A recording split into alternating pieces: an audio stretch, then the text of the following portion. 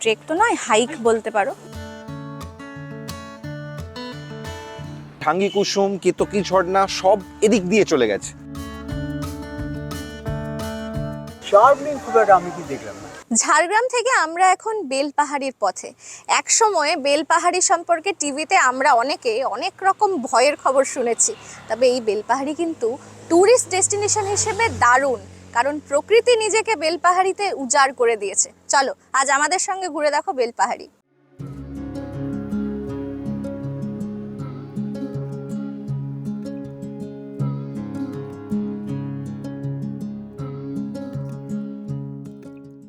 টিলায় ঘেরা ছোটনাগপুর মালভূমির পাথুরে ল্যান্ডস্কেপ, বর্ষায় উচ্ছল অথচ শীতকালে শান্ত ঝর্ণা, লাল মাটি আর সবুজ শালের জঙ্গলের আশ্চর্য কন্ট্রাস্ট, গভীর নীল লেকে পরিযায়ী পাখির আনাগোনা, সবই কি এক ফ্রেমে চাই, তাও আবার কলকাতা থেকে মেরে কেটে 4.5 ঘন্টার দূরত্বে? তাহলে অপশন কিন্তু একটাই, বেলপাহাড়ি। হ্যালো বন্ধুরা, জঙ্গলমহল মিনি সিরিজের আরো একটা নতুন ব্লগে আবার তোমাদের স্বাগত। আজকের পর্বে আমরা ঝাড়গ্রাম থেকে ঘুরে দেখব জেলার অন্যতম সুন্দর উইকেন্ড ডেস্টিনেশন বেলপাহাড়ি। তোমরা এখানে এলে কি কি দেখবে, থাকবে কোথায়, কোথায় খাবে, সবকিছুই বলবো এই পর্বে। শুধু স্কিপ না করে ভিডিওটা শেষ পর্যন্ত দেখো।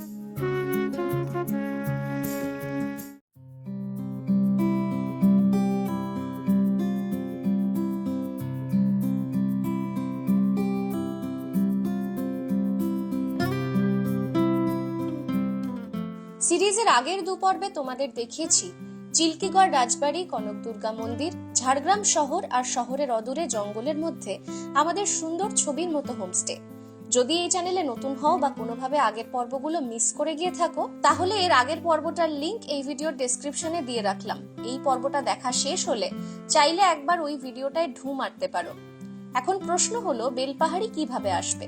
ট্রেন হোক বা সড়ক পথে, বেলপাহাড়ি খুব ভালোভাবে কানেক্টেড ঝাড়গ্রাম আর ঘাটশিলার সঙ্গে। তোমরা চাইলে ঘাটশিলার সঙ্গেও বেলপাহাড়ি ঘুরে নিতে পারো। আর যারা কলকাতা থেকে আসবে তারা সকাল সকাল হাওড়া থেকে ইস্পাত এক্সপ্রেস ধরে নিও, তারপর 9টা নাগাদ ঝাড়গ্রাম নেমে ধরে নিতে পারো বাস বা অটো। ঝাড়গ্রাম স্টেশন থেকে বা পাঁচমাথার মোড় থেকে শেয়ার গাড়িও অনায়াসে পাওয়া যায়। আর যারা আমাদের মতো পুরোটাই গাড়িতে আসতে চাও, তাদের জন্য কলকাতা থেকে বেলপাহাড়ির দূরত্ব 194 কিলোমিটার, মানে ননস্টপ 4.5 ঘন্টার ড্রাইভ।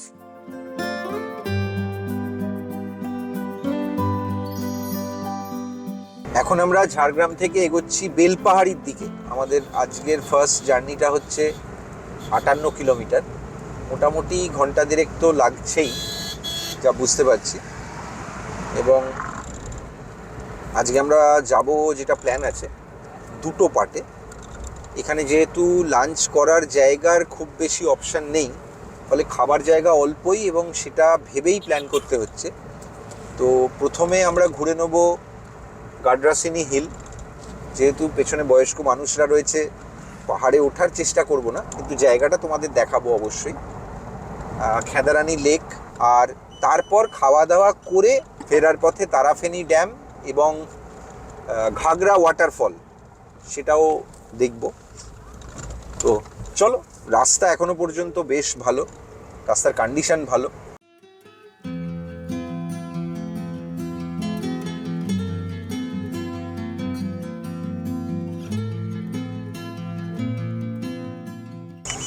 এটা হচ্ছে Shilda. Take the next left onto Chichira-Chilti, then Gidni Perihati to Rajpur Silda Road. আন্টিও বলছে শিলদা। এক সময় খবরের হেডলাইনে থাকা শিলদা। এখন আমরা বেরোচ্ছি। এখানে অবশ্য ট্যুরিজমের আলাদা কোনো বিষয় নেই, তবে এই রাস্তাটা খুব চমৎকার আসার পথে, মানে চোখের জন্য আরাম। বছরের যে সময় তোমরা আসো না কেন, সেটা শীতে হোক কি গ্রীষ্মে হোক, যখনই আসো, গ্রীষ্মে অবশ্য এখানে প্রচন্ড গরম থাকে, না গ্রীষ্মে আসা যাবে না, তবু এখনো সেই সময়েও অনেকে আসেন উইকেন্ড ক্রাউড। বর্ষা দুর্দান্ত, আর শীতকাল তো অবশ্যই ভালো। তবে শিলদা বাজার কিন্তু বেশ বড় বাজার। হ্যাঁ, Continue on Chichira-Chilti, then Gidni Perihati to Rajpur Silda Road for 2 kilometers. আমরা আসার সময় একটা শিলদা ক্যাম্প পেরিয়ে এলাম, ওইখান থেকেই বোঝা যায় যে শিলদা শুরু হচ্ছে।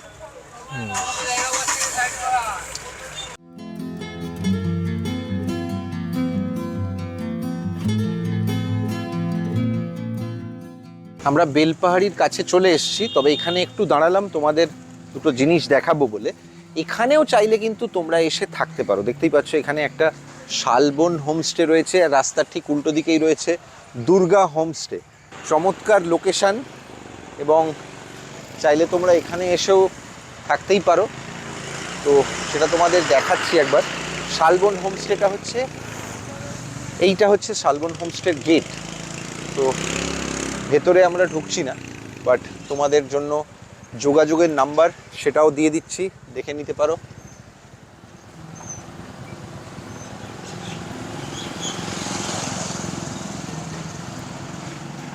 একদম রাজ্য সড়কের পাশেই, খুব সুন্দর।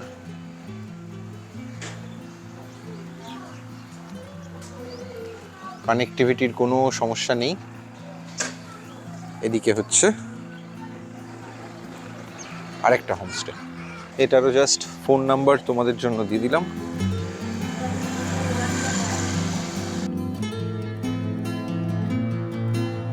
এখানে থেকে বেলপাহাড়ি বেস করে ঘুরতে চাও তাহলে গাড্রাসিনী বা খেদারানি লেক, এমনকি কাঁকড়াঝোড়ের যে গোটা রেঞ্জটা, কেতকী ঝর্ণা, সবই এখান থেকে তোমরা অনেক তাড়াতাড়ি পৌঁছতে পারবে।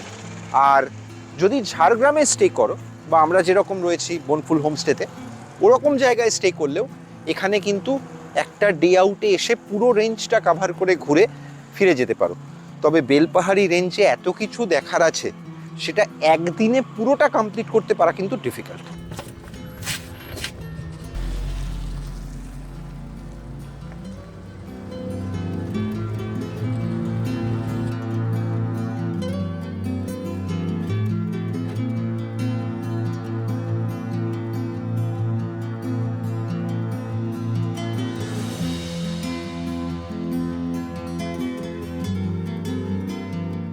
তোমরা যখন ঝাড়গ্রাম থেকে বা বেলপাহাড়ি থেকে আসবে এদিকটা ঘুরতে, তখন কিন্তু দুটো জিনিস মাথায় রেখো। রাস্তাটা, এই যে মোড়টা, এটা হচ্ছে চেকপোস্টের মোড়, দেখতে পাচ্ছ গার্ডরেল দেওয়া আছে।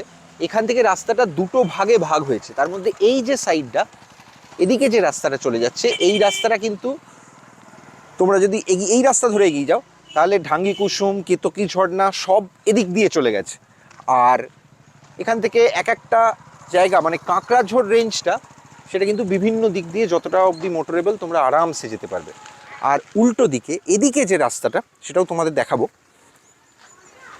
দেখো এখানে বোর্ড আছে একটা দেওয়া, দেখতে পাচ্ছ আমার পেছনে, কিন্তু বোর্ডটা একটু ঘুরে গেছে। যেদিকে আমরা যাচ্ছি এখন প্রথমে, এদিক দিয়েই কিন্তু এগোলে সোজা চলে যায় খেদারানি লেক, আর একটু এগিয়ে বাঁ হাতে ঘুরলে তখন কিন্তু পড়বে গাড্রাসিনী হিল।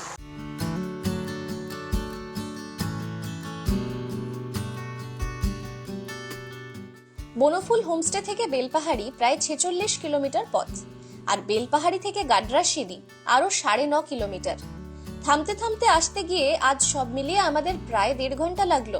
তবে বিশ্বাস করো, জঙ্গলমহলে তোমরা বছরের যে সময়ই আসো, এই রাস্তার ভিউ এত সুন্দর, তোমাদের সময়ের কথা মাথাতেই থাকবে না।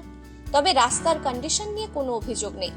যাই হোক, বেলপাহাড়ি শহর থেকে আরো এগিয়ে 5 নম্বর রাজ্য সড়ক ছেড়ে আমরা ধরলাম বাঁ হাতে গ্রামের পথ। পাতাঝরার শীতে এখন শুকনো জঙ্গল, তারই মধ্যে পাহাড়ি আঁকাবাঁকা লাল মাটির পথ শেষমেশ আমাদের পৌঁছে দিল গাড্রাসিনী পাহাড়ে।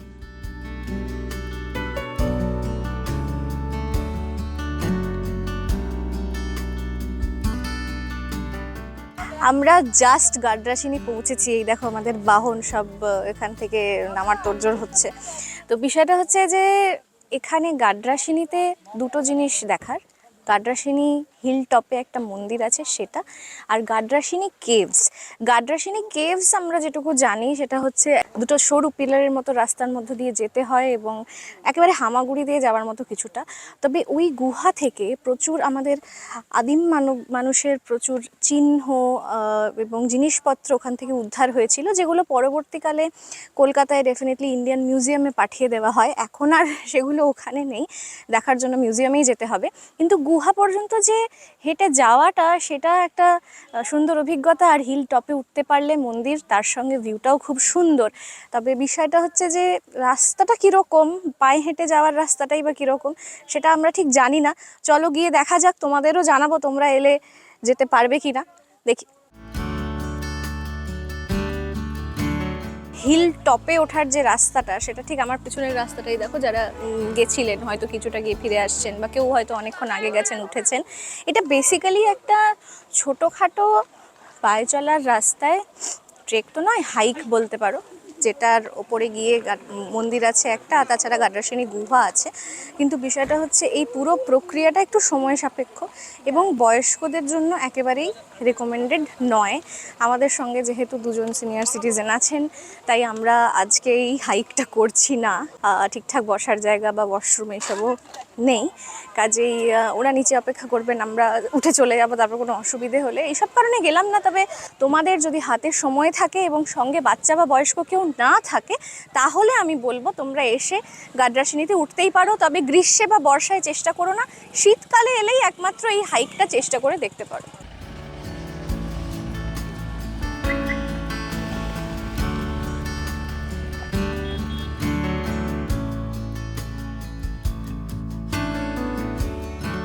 গাড্রাসিনী ঘুরে এবার আমাদের নেক্সট স্টপ খেদারানী লেক।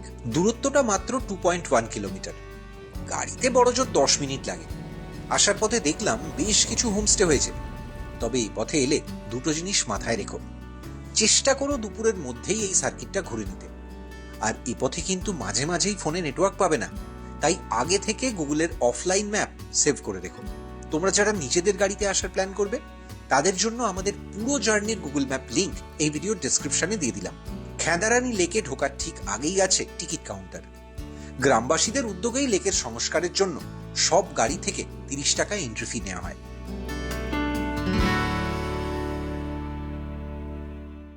গাড্রাসিনী পাহাড় থেকে জাস্ট কয়েক কিলোমিটার এবড়ো খেবড়ো রাস্তা, গ্রামের মধ্যে দিয়ে, ছোট ছোট কিছু গ্রাম আছে, ঘরবাড়ি, জঙ্গল, তার মধ্যে দিয়েই এবড়ো খেবড়ো রাস্তা দিয়ে আমরা পৌঁছে গেছি খেদারানী লেকে।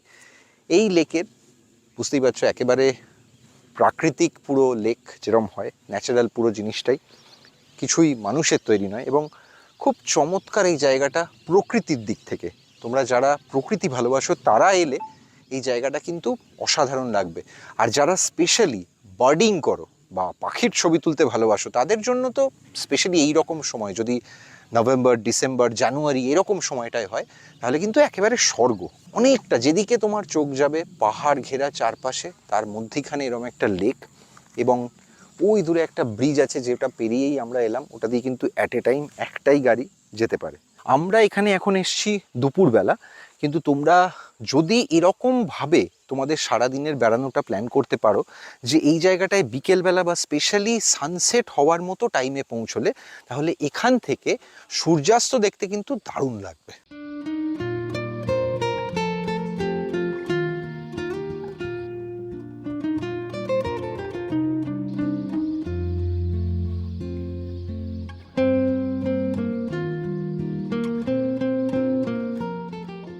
যতটা চোখ যাচ্ছে পুরোটা জুড়েই এরকম পায়ে চলা পথ আছে। আর মাঝে মাঝে বেশ জায়গাটা, কিছুটা জায়গা যেগুলো প্লেন, সেগুলো খুব সুন্দর কিন্তু পিকনিক করার জন্য। দেখতেই পাচ্ছ এখানে শীতকালটায় বিশেষ করে প্রচুর মানুষ আসেন পিকনিক করতে। পিকনিকের জন্য খুবই আইডিয়াল। এবং দেখো এখানেও রীতিমতো পিকনিক হচ্ছে।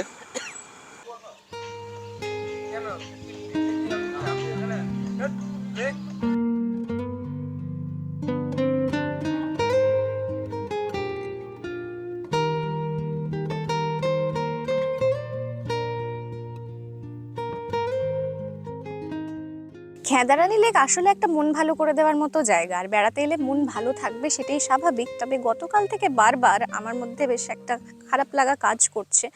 সেটা কিছুটা আমাদের মানে মানুষের জন্যই। এই ছবিটা একটু দেখো, এখানে কিভাবে আবর্জনা পড়ে আছে, মানে প্লাস্টিক, কাগজ, পাতা, খবরের কাগজ, বোতল, কিসের বোতল বোঝাই যাচ্ছে, এখানে বোতল, আর একটু পেছনে গেলেও বোতল, প্রদীপ্ত যেখানে দাঁড়িয়ে আছে তার পেছনেও বোতল আছে। আর এই যে এখানে তো একেবারে প্লাস্টিকের বোতল, কাঁচের বোতল, সব রকম বোতল লেকের জলে ভাসছে। সারা বছর এই লেকে প্রচুর পাখি আসে, শীতকালে পরিযায়ী পাখি আসে, আমরা দেখছি সেটা। কিন্তু এইভাবে যদি আমরা বায়োডাইভার্সিটি নষ্ট করি, তাহলে আমরা কি খুব রেসপন্সিবল সিটিজেনের পরিচয় দিচ্ছি? মনে হয় নয়। বেড়াতে আসবো, পিকনিক করতে আসবো, কিন্তু নিজেদের তৈরি করা আবর্জনা নিজেরাই একটু কুড়িয়ে নিয়ে যাই না, তাতে কি অসুবিধে? বাইরে গিয়ে ফেলে দেবো ডাস্টবিন দেখে। আর ড্রিঙ্কিং নিজের ব্যাপার, সবসময় ইনজুরিয়াস টু হেলথ রেকমেন্ড তো করবো না, কিন্তু সেটা করলেও বোতলগুলো জলে ভাসিয়ে চলে যাওয়ার আমার মনে হয় প্রয়োজন নেই। আমি আশা করব এখানে যারা আসবেন তারা একটু সচেতন হবেন এই ভ্লগ দেখে, সরকার একটু সচেতন হবেন, অ্যাটলিস্ট এখানে একটা বোর্ড যাতে লাগান ডাইরেকশনের জন্য, বা ডাস্টবিন কিছু দিয়ে দেন। আর এখানে ঢোকার সময় স্থানীয় মানুষরা নিজেরা এখন উদ্যোগ নিয়ে 30 টাকা করে কিছুটা চাঁদাই নিচ্ছেন বলতে পারেন, পুরো জায়গাটা পরিষ্কার করার জন্য। তাদের উদ্যোগকে সাধুবাদ, আমরাও একটু উদ্যোগ নিই।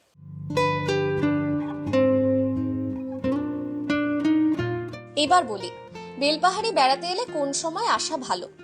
উইকেন্ড ডেস্টিনেশন হিসেবে তোমরা চাইলে সারা বছরই এখানে আসতে পারো, তবে অত্যধিক গরমের সময়টা এড়িয়ে যাওয়াই ভালো। আর যদি আরামের কথা ভেবে প্ল্যান করতে চাও তাহলে শীতকালটা দারুণ সিজন, তবে আমরা রেকমেন্ড করব বর্ষায় এসো। জুলাই থেকে সেপ্টেম্বর এই গোটা সার্কিটটা আরো সবুজ, আরো সুন্দর লাগে। আর এদিকে যেহেতু ছোট বড় মিলিয়ে প্রচুর ঝর্ণা আর লেক, তাই ভরা বর্ষায় ভিউটাও দু চোখের কাছে আরো আরামদায়ক হবে।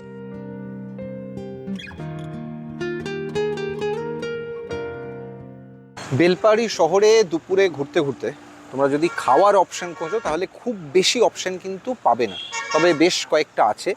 এই যে মোড়ের মাথাটা আমি একবারে দেখিয়ে দিচ্ছি যে আমরা ঘুরে এলাম, অর্থাৎ তোমরা যদি গাডরাশিনি বা কাঁকড়াঝোড় যে কোনো রেঞ্জেই তোমরা বেড়াতে যাও না কেন, তোমরা এদিক থেকে আসবে।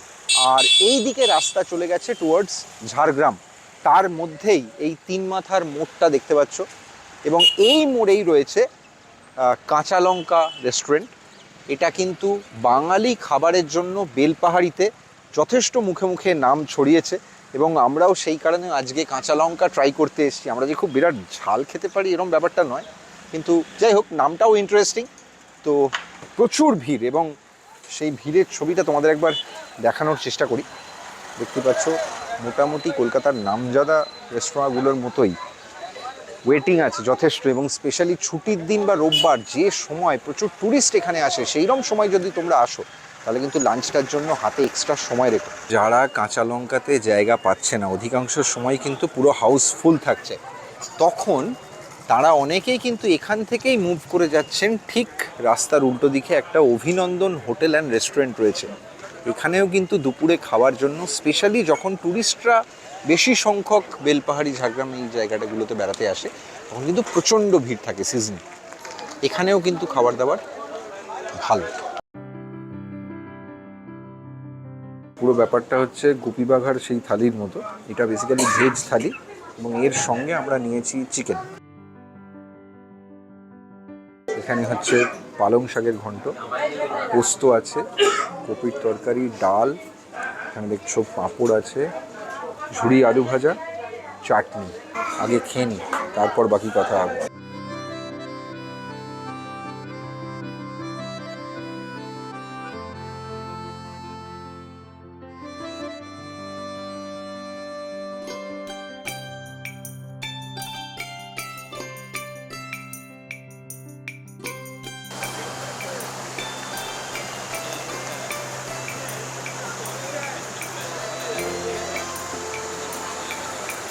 তো এই হচ্ছে বিকেলের ঘাগরা ওয়াটারফল।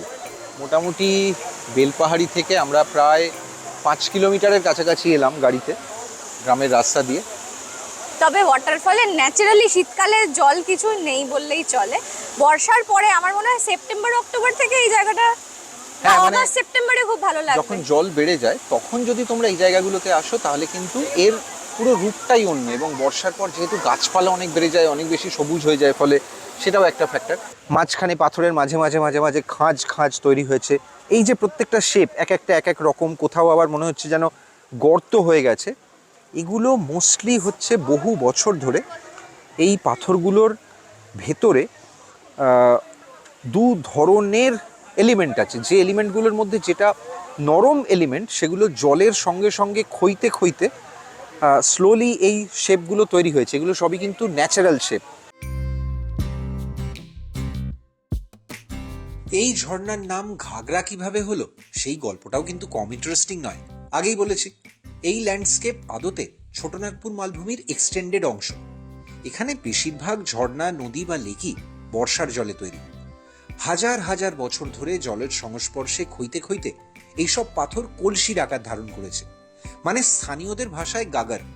সেই থেকেই অপভ্রংশে হয়েছে ঘাগরা। বেলপাহাড়ি ছাড়াও এই সার্কিটে রয়েছে আরেক বিখ্যাত ঝর্ণা, কেতকী। তবে এবার আর ঢাঙ্গি কুসুম, আমলাশোল, কাঁকড়াছোড় হলো না, পরে নিশ্চয়ই কখনো ফিরে আসবো। মানে বর্ষাকালে এখানে এলে দেখতে হয়তো ভালো লাগবে, তবে জেনারেলি এটা রিস্কি। আমি ছোট বড় সবাইকে স্ট্রাগল করতে দেখলাম এই পাথরগুলোয়। হ্যাঁ, মানে বিষয়টা হচ্ছে যে এখানে যদি তোমরা আসো তাহলে এই জায়গাটা যখন প্রাকৃতিকভাবে সবচেয়ে সুন্দর সেই সময় কিন্তু সবচেয়ে বেশি বিপজ্জনক হবে। মানে এটা প্রকৃতির নিয়মও বোধহয়, যে কোনো জায়গা যখন সবচেয়ে ডেডলি রূপটাই সবচেয়ে সুন্দর। তবে এইগুলো দারুণ, মানে এগুলোর কি বিশেষত্ব আমি জানি না। পাথর ক্ষয়ে ক্ষয়ে এই শেপগুলো ফর্ম করেছে। অ্যাকচুয়ালি আমি ওখানে কথা বলতে বলতে দেখলাম সিনিয়র সিটিজেন একটু চাপের মধ্যে আছেন, তাই আমি চলে এলাম, এবার নিয়ে যাওয়ার চেষ্টা করছি। চলো। কেমন লাগলো জায়গা? হ্যাঁ, কিন্তু অ্যাকচুয়ালি কোনো চার্ম নেই খুব একটা, আমি কি দেখলাম না। আমাদের এইদিকে ঘাগরা ওয়াটারফল, এখানে পুরোটাই এগুলো পিকনিক স্পট। এইখানে হচ্ছে এখন কিছু অস্থায়ী খাবারের দোকান আর কি, যেরকম হয়। শীতকাল যেহেতু একটু ঠান্ডা ঠান্ডা ভাব একটা আসছে। আর বড্ড নোংরা, মানে সবাই পিকনিক করে যা নোংরা করেছে না। জায়গাটা খুব সুন্দর, কিন্তু এইটাই দেখে বড্ড খারাপ লাগছে। এই যে আমি যেদিকে আমি হেঁটে যাচ্ছি, দেখো এইদিকে যেখানে গাড়িগুলো রাখা আছে সেখানে পুরো পার্কিংয়ের একটা সুন্দর ব্যবস্থা আছে। আমাদের জিমনিও দেখো উঁকি মারছে, দেখা যাচ্ছে আলোটা পড়ে আসছে। আর এখনো আমাদের তারাফেনী ড্যামটা দেখা বাকি আছে।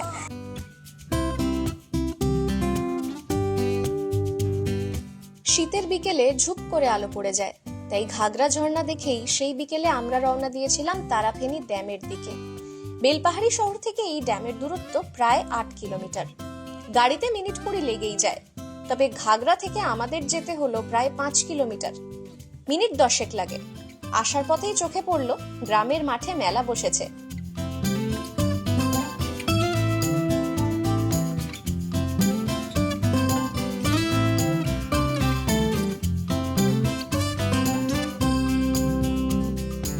তারাফেনী ব্যারেজ।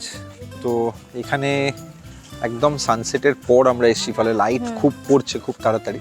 এখানে আরেকটু আগে পৌঁছতে পারলে একটু ভালো হতো। জেলায় 4টে নদী, রূপনারায়ণ, কংসাবতী, কালকে তোমরা দেখেছিলে ডুলুং, মানে ঝাড়গ্রাম থেকে আমরা যখন চিল্কিগড়ের দিকে গিয়েছিলাম, আর তারাফেনী বাকি ছিল। তারাফেনী দিয়েই শেষ হোক।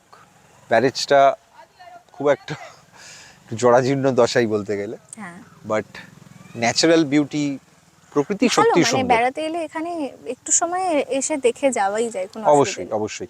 তবে তোমরা যারা গাড়িতে আসবে তাদের সবার জন্য একটা জিনিস সাজেশন হিসেবে বলবো, যদি সানসেট বা তার থেকে খুব বেশি দেরি হয়ে যায় তাহলে কিন্তু ভুলেও এখানে খুব বেশি রিমোটে যাওয়ার চেষ্টা করো না। 6টা 6:30টার মধ্যে ব্যাক করে যেতে পারলে বেটার। হোটেল থেকেও তাই বলেছেন যে এই চত্বর ছেড়ে বেলপাহাড়ির যে জঙ্গল এলাকাটা, জঙ্গল মহলেরই পার্ট, সেই এলাকাটা ছেড়ে মোটামুটি 5টা 5:30টার মধ্যে বেরিয়ে যাওয়াই ভালো। তো আমরাও জাস্ট এখান থেকে রওনা দেব, এরপরে সোজা স্ট্রেট একদম আমাদের হোমস্টে।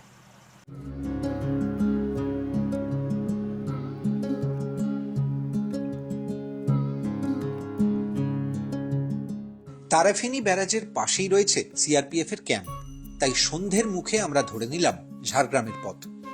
ফেরার পথে কানে এলো গ্রামের মেলায় মোরগ লড়াই আর তাকে ঘিরে বাজি নিয়ে রীতিমতো উত্তেজনা।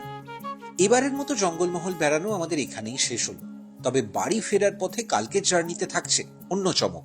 ভাবছি বাড়ির কাছে গ্র্যান্ড ক্যানিয়নটা এবার দেখেই ফিরবো, কেমন হবে বলো তো। যাই হোক, সে গল্প না হয় তোলা থাক আর একদিনের জন্য। তার আগে বলো, আজকের পর্বটা তোমার কেমন লাগলো? যদি ভিডিওটা ভালো লেগে থাকে তাহলে লাইক করো, আর যত বেশি করে পারো শেয়ার করো। কমেন্টে জানিও উইকেন্ড ড্রাইভের এই জঙ্গলমহল মিনি সিরিজ তোমার কেমন লাগছে। আর যে কোনো প্রশ্ন থাকলে আমাদের সঙ্গে যোগাযোগ তো করতেই পারো এই নম্বরে। যদি এই চ্যানেলে নতুন হও সাবস্ক্রাইব করে নিও, আর যদি আগে থেকেই সাবস্ক্রাইব করা থাকে তাহলে এভাবেই সাপোর্ট করে যেও। আর অবশ্যই বেল আইকনে ক্লিক করে দেখে নিও অল নোটিফিকেশন এনেবল আছে কিনা, যাতে আমরা নতুন ভিডিও দেওয়া মাত্র তোমার কাছে পৌঁছে যায় নোটিফিকেশন। আমাদের বেড়ানোর সব টাটকা আপডেট এখন নিয়মিত পাওয়া যায় ইনস্টাগ্রাম আর ফেসবুকে, তাই ওখানেও লাইক ফলো করে নিও রেকর্ডিং মোড। আজ এটুকুই, আবার দেখা হবে খুব তাড়াতাড়ি।